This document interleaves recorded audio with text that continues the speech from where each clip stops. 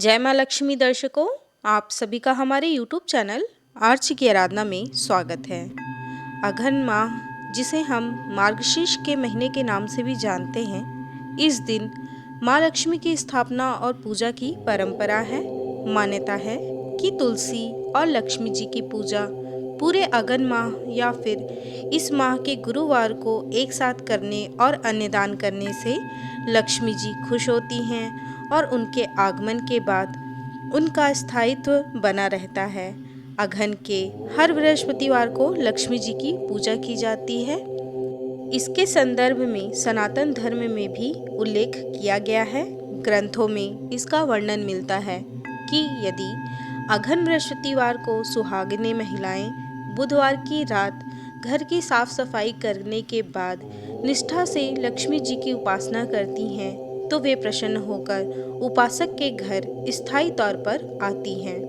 अघन मास में बृहस्पतिवार को लक्ष्मी जी की व्रत पूजा से सुख संपत्ति और ऐश्वर्य प्राप्ति के साथ साथ मन की इच्छा भी पूरी होती है।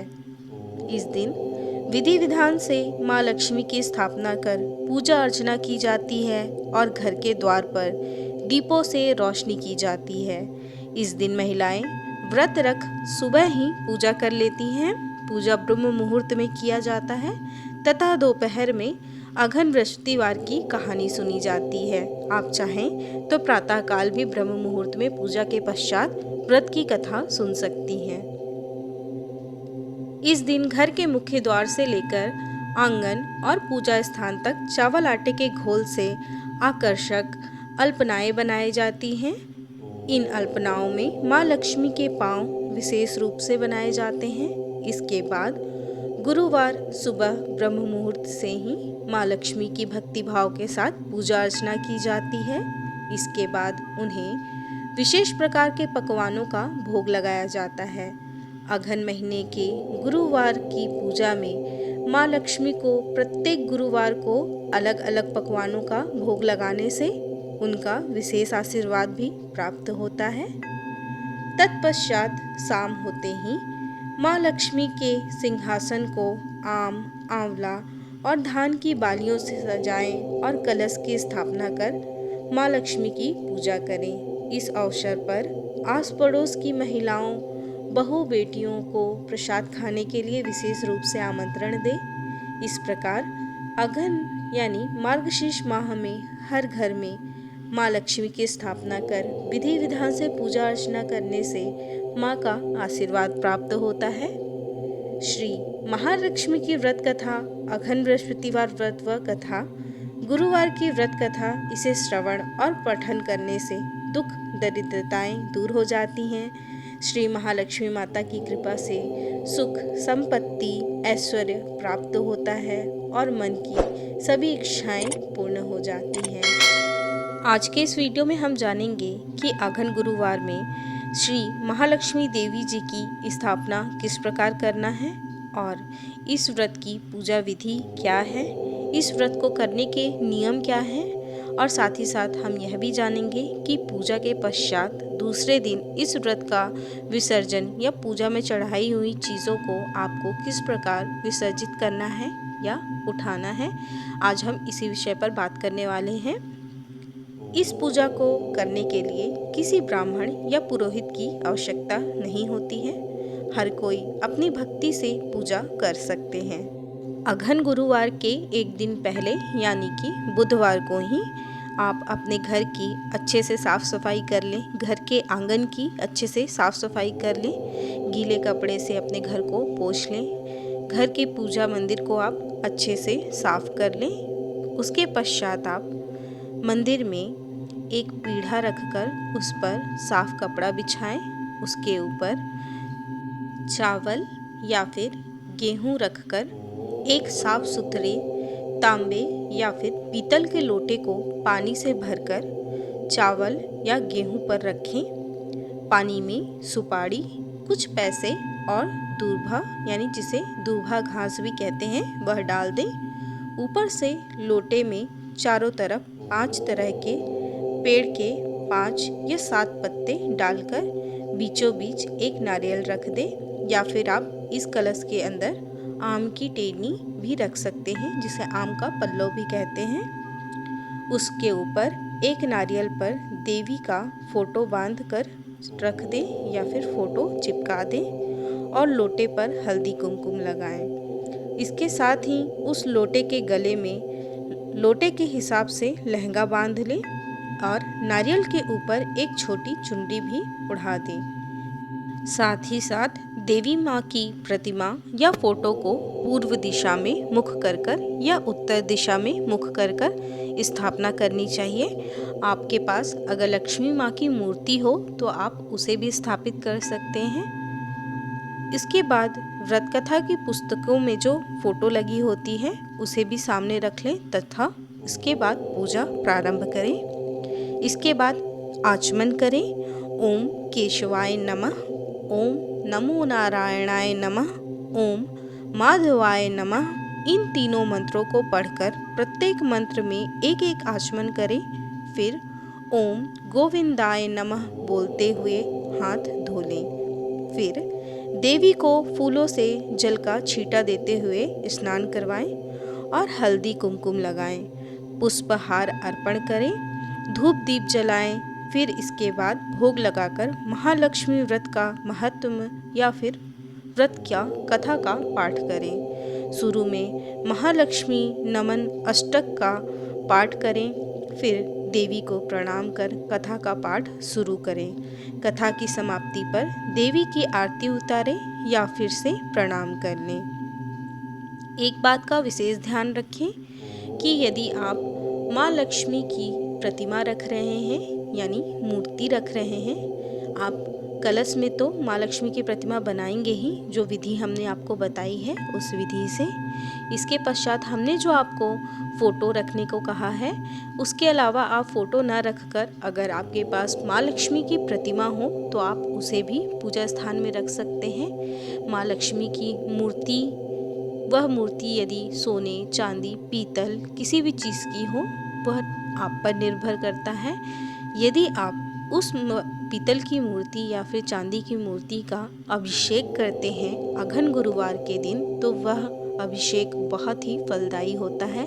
इससे माँ लक्ष्मी अत्यंत ही जल्दी प्रसन्न होकर जातक को धन्य धान्य ऐश्वर्य कीर्ति का आशीर्वाद प्रदान करती हैं। इसलिए हम आपसे अनुरोध करते हैं कि यदि आपके पास माँ लक्ष्मी की मूर्ति हो तो अघन गुरुवार के दिन उस मूर्ति का अभिषेक ज़रूर करें। अभिषेक करने के लिए आप दूध, दही, शहद, शक्कर, गुड़, घी, इन सारी चीज़ों से माँ लक्ष्मी का अभिषेक करें। हल्दी, कुमकुम, इन चीज़ों का भी अभिषेक में प्रयोग करें। इसके बाद स्नान कराने के बाद माता को गंगा जल से स्नान कराकर स्वच्छ कर दें और उन्हें कलश के बगल में पूर्व दिशा की ओर मुख कर स्थापित करें और इसके पश्चात अपनी पूजा को आप प्रारंभ करें। इससे माँ लक्ष्मी बहुत ही प्रसन्न होती हैं। इसके बाद आइए जान लेते हैं हम आगे की विधि को। रात को फिर से देवी माँ की पूजा करते हैं, यानी कि सायंकाल के समय आप पुनः माता लक्ष्मी की पूजा करेंगे। मिष्ठान का भोग लगाएंगे तथा गौ माता के लिए भी अन्न रखेंगे और दूसरे दिन सुबह यानी कि शुक्रवार को आप गौ माता को उसका हिस्सा अर्पण करेंगे। आप एक बात का विशेष ध्यान रखें कि अघन गुरुवार में जितने भी गुरुवार पड़ रहे हैं, आप प्रयास करें कि उन सभी गुरुवारों में आप माँ लक्ष्मी को अलग अलग चीज़ों का भोग लगाएं। लेकिन हाँ, एक बात का विशेष तौर पर ध्यान रखें कि माँ लक्ष्मी को खीर अत्यंत प्रिय है। आप हर गुरुवार को माँ लक्ष्मी को खीर का भोग ज़रूर अर्पण करें। आप कभी मखाने की खीर बनाएं या कभी चावल की, ऐसे करके आप अलग अलग प्रकार के दूध की खीर बनाकर माँ को अर्पण करें। अलग अलग मिठाइयाँ अर्पण करें। इससे माँ अत्यंत ही प्रसन्न हो जाती हैं और जातक की सभी मनोकामनाओं को पूर्ण करती हैं। एक बात का विशेष ध्यान रखें कि जब भी आप अघन गुरुवार का व्रत कर रहे हैं, उस दिन आप नमक नहीं खाएं। पूरे फलाहार पे ही आप अपना व्रत करेंगे। सुबह प्रातःकाल ब्रह्म मुहूर्त में पूजा करने के पश्चात आप पानी और चाय पी सकते हैं। इसके बाद आप चाहें तो दोपहर में पुनः पूजा कर सकते हैं। कई लोग दोपहर की पूजा नहीं करते हैं, वह केवल गुरुवार को ब्रह्म मुहूर्त में उठकर माँ लक्ष्मी की पूजा करते हैं। इसके पश्चात सायंकाल ही पूजा करते हैं। यह आप पर निर्भर करता है कि आप पूजा किस विधान से शुरू करना चाहते हैं। यदि आप चाहें तो सुबह और शाम 2 समय का पूजा कर सकते हैं, और यदि चाहें आपकी श्रद्धा हो तो आप दोपहर में भी नियम से माता लक्ष्मी को भोग लगाकर उनकी पूजा आरती कर सकते हैं। अब बारी आती है शाम की पूजा की। तो अघन गुरुवार के शाम के समय में आप माता लक्ष्मी के सामने दिया प्रज्वलित करें, उन्हें धूप दिखाएं, उनकी आरती उतारें, उन्हें भोग अर्पण करें। भोग के विषय में हमने आपको पहले ही बता दिया है कि आपको क्या चढ़ाना है। भोग चढ़ाने के पश्चात आप पूरे घर के आंगन में दिए जलाएं। अपने घर के प्रत्येक एक एक कमरे में एक एक दिया माता लक्ष्मी के नाम से रख दें। माता लक्ष्मी से अपनी मन की मनोकामनाएं कहें, उन्हें प्रणाम करें। आरती करने के पश्चात पूजा संपन्न हो जाती है आपकी। इसके बाद आप चाहें तो मीठा भोजन ग्रहण कर सकते हैं। नमक का प्रयोग इस व्रत में नहीं करना होता है। यह व्रत फलाहार पे किया जाता है। इसके पश्चात आपका यह व्रत पूर्ण हो जाता है। व्रत के पश्चात अब बारी आती है कि इस व्रत में चढ़ाए गए सामान और जो अल्पोना आपने अपने घर के आंगन से पूजा स्थान तक बनाया हुआ है, उसका विसर्जन किस प्रकार करना है, अब उसके विषय में भी जान लेते हैं। व्रत पूर्ण होने के दूसरे दिन यानी कि शुक्रवार के दिन आप पूजा से पूर्व सबसे पहले आपने जो अपने घर से लेकर पूजा स्थान तक यानी आंगन से लेकर पूजा स्थान तक जो चावल आटे से अल्पोना और माता जी के पद चिन्ह बनाए हैं, उन्हें आप कपड़े से साफ कर लें। उसके जितने भी बचे हुए चावल की बुरादा हों, उन्हें आप पौधे में या गमले में कहीं पे भी डाल दें, मिट्टी में डालें, उन्हें पानी में विसर्जित ना करें। इसके पश्चात जो रंगोली वगैरह आपने बनाई होगी, उन सभी को आप गमले की मिट्टी या फिर आंगन में कहीं भी मिट्टी में गड्ढा खोदकर आप उन चीज़ों को दबा दें। पूजा में चढ़ाई गई जितनी भी चीज़ें हैं, जैसे कि आम की पत्ती, आंवला का पत्ता, केला का पेड़, केला का पत्ता, जिन चीज़ों से आपने वहाँ पूजा स्थान को सजाया होगा, जो बचे चावल हैं, इन सारी चीज़ों को आप चावल को चिड़ियों को दाना में डाल दें आप, और जो बाकी चीज़ें बची हुई हैं उन्हें आप मिट्टी में गाड़ कर रख दें। साफ़ सफाई के बाद जो पानी बचता है, उन भी चीज़ों को आप अपने घर के गमले में, गमले की मिट्टी या फिर आंगन में जहाँ मिट्टी हो उस स्थान पर डाल दें।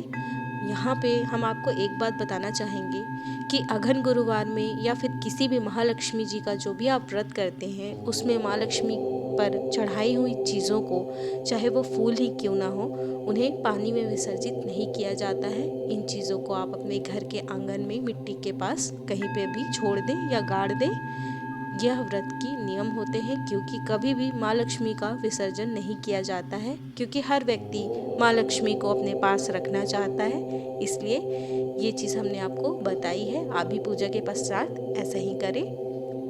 पूजा में चढ़ाई गई सारी चीज़ों को आप विधिवत उठाकर उनके स्थान पर रख दें, जहाँ से आपने जो चीज़ें ली हैं, और जो बची कुछ चीज़ें हैं उन्हें जिस प्रकार हमने आपको मिट्टी में रखने को कहा है, आप वैसा रख दें। इसके पश्चात आप इसी प्रक्रिया से पुनः दूसरे अघन गुरुवार की तैयारी संपन्न कर सकते हैं।